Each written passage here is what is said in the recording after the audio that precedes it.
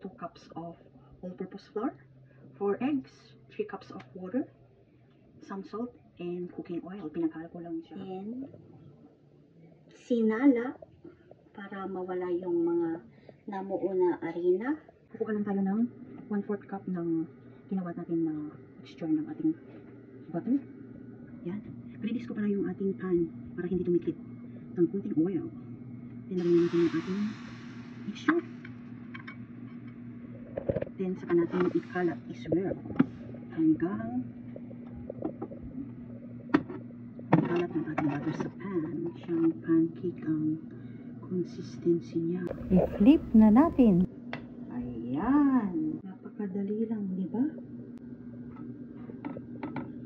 Yung ating nagawa na pambalo.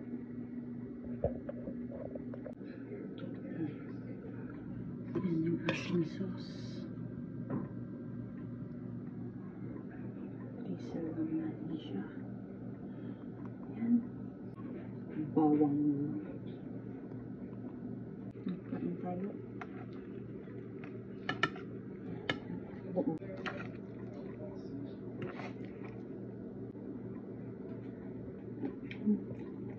Sarap.